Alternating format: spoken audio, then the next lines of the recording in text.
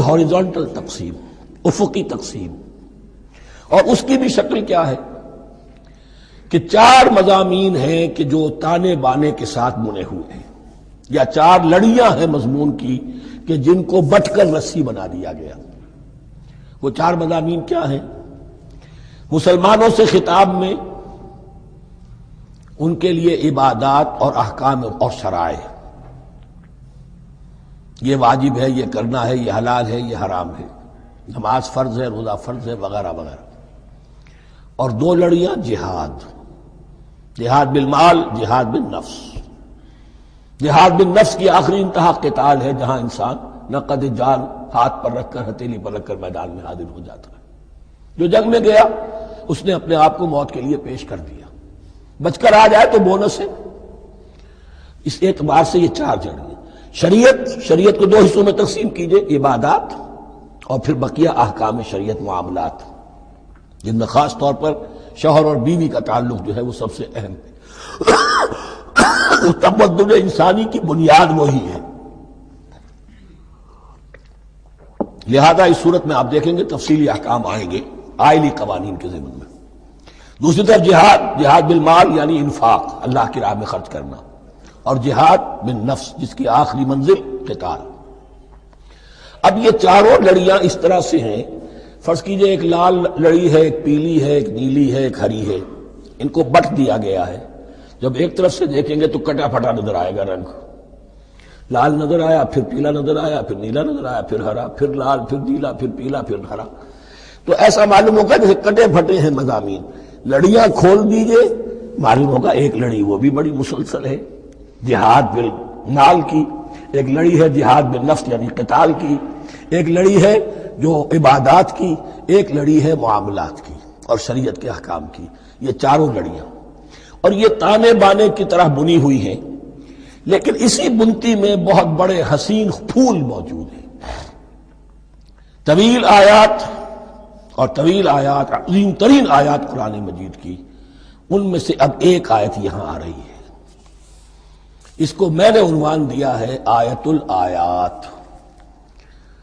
ان فی خلق السماوات والارض واختلاف اللیل والنہار والفلک التی تجری فی البحر بما ينفع الناس وما انزل اللہ من السماء من ماء فاحیا به الارض بعد موتها وبث فیہا من کل دابۃ وتصریف الریاح والسحاب المسخر بین السماء والارض لآیات لقوم یعقلون۔ اتنے فینومینا آف نیچر کسی ایک آیت میں جمع نہیں ہے قرآن میں۔ اللہ تعالیٰ تمام فینومینا آف نیچر کو اپنی آیتیں قرار دیتا ہے۔ آسمان اور زمین کی تخلیق، رات اور دن کا الٹ پھیر مختلف جگہوں پر، اور یہ جو ستارے ہیں اور یہ جو بھی نباتات ہیں زمین کی، ان میں سے آیتیں ہی آیتیں۔ لیکن ان آیت الآیات کو جس طرح یہاں ایک آیت میں سمویا ہے، یہ حکمت کا ایک بہت بڑا پھول ہے، بہت بڑا پھول جو ان 4 لڑیوں کی بنتی کے اندر آ گیا ہے۔ یقیناً آسمان اور زمین کی تخلیق میں اور رات اور دن کے الٹ پھیر میں، اور اس جہاز میں یا کشتی میں جو چلتی ہیں سمندر میں یا دریاؤں میں، وہ سامان لے کر جو لوگوں کو نفع دیتا ہے، بما ينفع الناس وما انزل اللہ من السماء من ماء، اور اس پانی میں کہ جو اللہ نے اتارا ہے آسمان سے، فاحیا به الارض بعد موتها، اور پھر اس سے وہ زندہ کر دیتا ہے زمین کو اس کے مردہ ہو جانے کے بعد۔ بے آب و گیا زمین پڑی تھی، بارش ہوئی ہے، اسی میں سے روئیدگی آ گئی ہے۔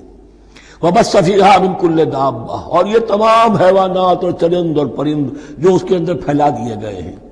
وتصریف الریاح، اور یہ ہواؤں کا چلنا جو ہے، کبھی پروا چل رہی ہے، کبھی پچھمی چل رہی ہے، کبھی مشرق سے آ رہی ہے، کبھی مغرب سے آ رہی ہے، تصریف الریاح ہے۔ والسحاب المسخر بین السماء والارض، اور ان بادلوں میں کہ جو معلق کر دیے گئے آسمان اور زمین کے درمیان، لآیات لقوم یعقلون، ان سب میں آیات ہیں، نشانیاں ہیں ان لوگوں کے لیے جو عقل سے کام لیں۔ ان کو دیکھو اور ان کے خالق کو، مدبر کو پہچانو۔ آیات ہے، اور ان کے آیات کے پہچاننے کا جو عملی نتیجہ نکلنا چاہیے، اور جس کو عام طور پر لوگ نہیں پہنچ پاتے جس تک، اب اگلی آیت میں اس کا تذکرہ ہے۔ نتیجہ تو نکلنا یہ چاہیے کہ پھر محبوب اللہ ہی ہو، شکر اسی کا ہو، اطاعت اسی کی ہو، عبادت اسی کی ہو۔ جب سورج میں کچھ نہیں، یہ تو اللہ نے اس کو بنایا ہے، یہ حرارت جو ہے اللہ نے دی ہے، چاند میں کچھ نہیں، ہوائیں چلانے والا کوئی وہی تو ہے۔ تو اب کسی شے کے لیے کوئی شکر نہیں، کسی شے کے لیے کوئی عبادت نہیں، کوئی ڈنڈوت نہیں، کوئی سجدہ نہیں، بلکہ صرف اللہ کے لیے، اور وہی مطلوب و مقصود بن جائے، وہی محبوب ہو۔ لا محبوب الا اللہ، لا مقصود الا اللہ، لا مطلوب الا اللہ۔ جن لوگوں کی یہاں تک رسائی نہیں ہو جاتی، وہ لوگ کسی اور شے کو اپنا محبوب و مطلوب بنا کر اس کی پرستی شروع کر دیتے ہیں۔ خدا تک نہیں پہنچے، اپنے نفسی کو معبود بنا لیا، جو یہ کہے کر رہے، معبود تو ہو گیا۔ ارایت من اتخذ الہہ ہواہ، اپنے قوم کو معبود بنا لیا، قوم کی برتری کے لیے، قوم کی سربلندی کے لیے جانے بھی دے رہے ہیں، وطن کو معبود بنا لیا۔ اس حقیقت کو علامہ اقبال نے سمجھا ہے، اس دور کا سب سے بڑا بت وطن ہے۔ اس دور میں میں اور ہے، جام اور ہے، جم اور، ساقی نے بنا کی روش لطف و ستم اور، تہذیب کے آزر نے ترشوائے صنم اور، مسلم نے بھی تعمیر کیا اپنا حرم اور، ان تازہ خداؤں میں بڑا سب سے وطن ہے، جو پیرہن اس کا ہے وہ مذہب کا کفن ہے۔ نیشنلزم، ٹیریٹوریل، وطنی قومیت، وطن کی جے، یہ معبود بنائے بیٹھے۔ تو اب یہاں سنیے، وَمِنَ النَّاسِ، اور لوگوں میں سے کچھ ایسے بھی ہیں مَن يَتَّخِذُ مِن دُونِ اللَّهِ اندادا، جو اللہ کو چھوڑ کر کچھ اور چیزوں کو اس کا مد مقابل بنا دیتے ہیں۔ وطن کو بنا لیا، قوم کو بنا لیا، ہیومنزم، انسانیت، نوع انسانی، ہم اس کے خدمتگار ہیں، ہم اس کی بہتری کے لیے کام کر رہے ہیں، یہ بھی ایک معبود بن گیا۔ اور سب سے گھٹیا انسان وہ ہے کہ اپنے ہی حسن کا دیوانہ بنا پھرتا ہوں، اپنا ہی نفس ہے، اسی کے گر چکر لگا رہا ہے، وہی حریم ہے اس کا، وہی حرم ہے اس کا، اور وہ طواف کر رہا ہے اپنے نفس کا، تو وہ بھی تو اس کا ایک معبود ہے۔ لوگوں میں سے وہ بھی ہیں کہ جو اللہ کو چھوڑ کر کسی اور چیز کو اس کا مد مقابل بنا دیتے ہیں۔ یحبونہم کحب اللہ، اور ان سے محبت کرنے لگتے ہیں جیسی کہ اللہ سے کرنی چاہیے۔ یہ فلسفہ ہے اصل میں، ہندی میں اسے آدرش کہتے ہیں، عربی میں نصب العین، انگلش میں آئیڈیل۔ ہر باشعور انسان کسی شے کو اپنا آئیڈیل بناتا ہے اور اس سے پھر محبت کرتا ہے، اس کے لیے جیتا ہے، اس کے لیے مرتا ہے، قربانیاں دیتا ہے، اثار کرتا ہے، قوم کے لیے قربانی، وطن کے لیے قربانی، فلاح کے لیے قربانی، خود اپنی ذات کے لیے قربانی۔ یحبونہ کحب اللہ، یہ سارے کام تو اللہ کے لیے کرنے کے تھے، جیو اللہ کے لیے، مرو اللہ کے لیے، محبت اس سے کرو۔ ان صلاتی و نسکی و محیای و مماتی للہ رب العالمین۔ تم نے اپنی یہ ساری نسبتیں کسی اور شے کے ساتھ وابستہ کر دی، تم نے اللہ کا مد مقابل تراش لیا۔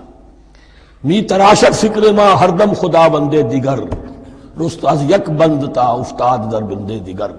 انسان معبود تراشتا رہتا ہے اپنے ذہن سے، اور ان کے لیے محبت کرتا ہے، جانے دیتا ہے، قربانیاں دیتا ہے۔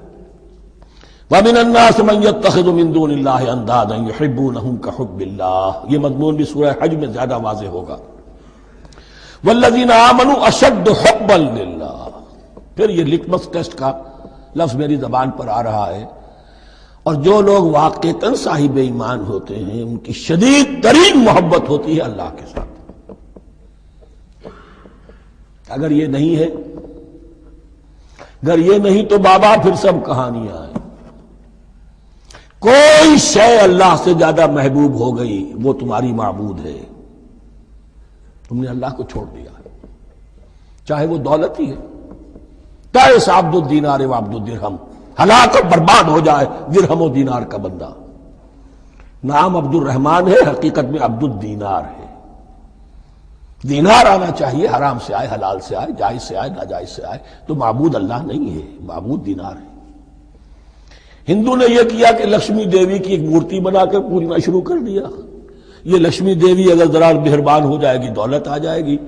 ہم نے کہا ہٹاؤ اس درمیان کے لنک کو، سیدھے ہی دولت کو کیوں نہ پوجو، پیٹرو ڈالر کو پوجو، ڈالر کو پوجو، ترک وطن کرو، ماں باپ کو چھوڑو یہاں سے سکتا ہوا، کہ مر رہے ہیں اور کوئی ان کا بیٹا ان کی